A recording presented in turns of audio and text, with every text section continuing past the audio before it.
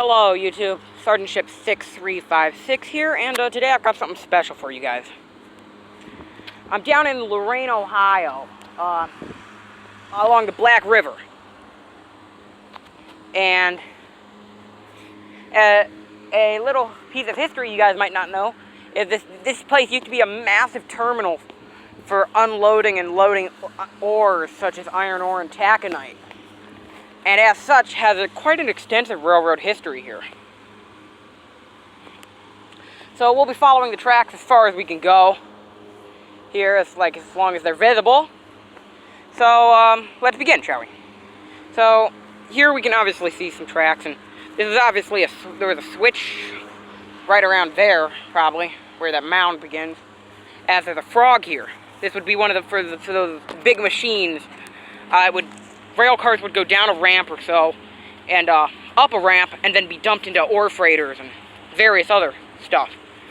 Here we actually have an intact switch, though there's no chance of switching it, as there's no lever frame, as they're called sometimes.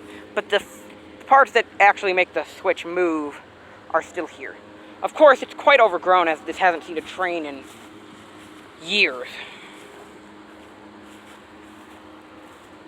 Let me switch to horizontal recording. My apologies.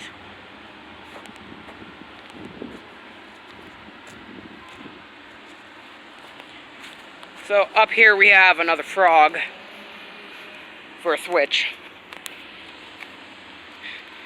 And it actually provides quite a big insight into time, as you can see this hasn't been used in years now because it's still using jointed rail versus the continuous welded rail that's come into use in the past years.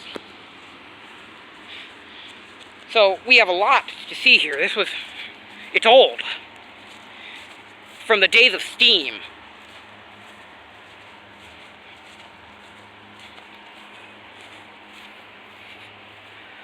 Up here we have a footpath. This was installed post-abandonment, as you can see there is no room for the wheel flanges on a train to get past. Let's continue.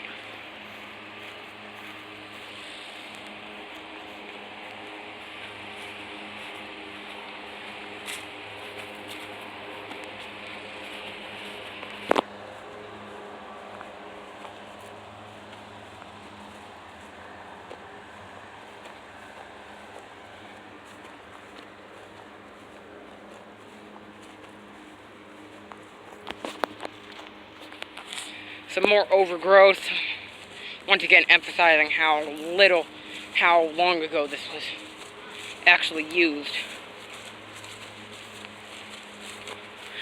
The overgrowth gets pretty thick until here, where you can actually see some of the ballast. Once again, another crossing that was installed post-abandonment because there's no room for the wheel flanges. Some more things.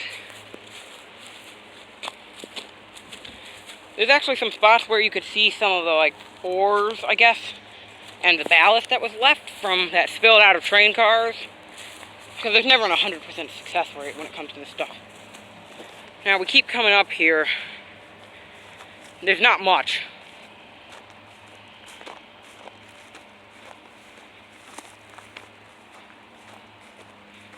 And we're reaching up to a fence here, as you can see. So we're going to have to go around it, because the rails do go past it. And beyond this, I have two surprises for you guys. So give me a second here as I get around the fence. While we're actually doing this, I'm going to point you towards something over there. If you could see it, that's actually the Black River Lift Bridge. It's the second bridge to sit on its site, and it was built for the Norfolk and Western, and is now used by Norfolk Southern. It's still an active bridge. So, trains still do run through it. Now for my next surprise. Turned out I actually have three surprises. Right here, we have a crossing. Except this crossing is not post-abandonment. As you can see, it was installed as part of the actual rail thing. So there must have been a road here at one point in time that would let trucks go through and deliver their iron ore or taconite cargo, or take it out. But as you can see, there is room for the flanges here, so this was definitely installed pre-abandonment, quite possibly in the 30s, maybe 40s, which is when the adjacent over there, if you can possibly see that that structure with the greenish top, not the whatever you call, not the green thing there, but the thing that looks like a guard tower, the Bascule Bridge is the second largest in the entire world. Well, we're going to keep walking the rails here, and I'm going to show you my next big surprise. And this is the biggest surprise this unused section of track has to offer. I present to you a caboose. As you can see, the knuckle is closed here to prevent injuries to passerby, but the air hose looks to be in decent condition. Brake equipment, it's all intact, and it's part of Lorain cabooses thing. They're restoring it. It's CSX 900065. So, it's taken some damage over the years, and they've sanded it down because they're going to paint it into its original Baltimore and Ohio colors. So on the other end here, we have the same exact thing. Knuckle coupler, brake equipment, air hose in decent condition. And the track gets very hard to follow here. I'll try to follow it as far as I can. But over here, judging by my estimates and previous exploration of the site I've done, there used to be a yard here. If you're asking how I can tell, well, in that clearing up ahead, I found multiple rows of ties, or sleepers as they're called, across the pond. So it's obvious there was more than one track here. In fact, I'm going to take you over there right now. So you can see that there's dead grass, and there they are. Ties. Keep in mind, the rails are over there. A set of ties here, and another set of ties here. So, and these go on for a decent distance, so they were actually likely parking railroad cars, etc.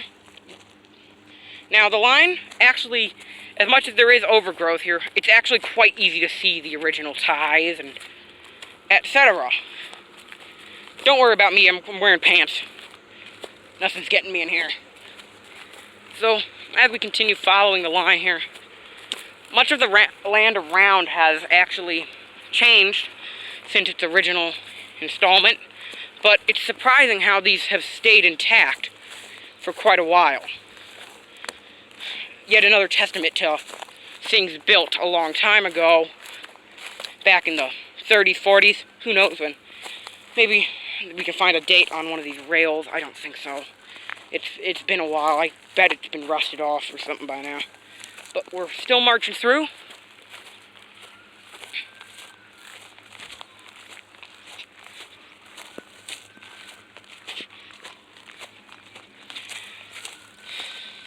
But yeah, it gets a bit hard to follow here because of all the overgrowth.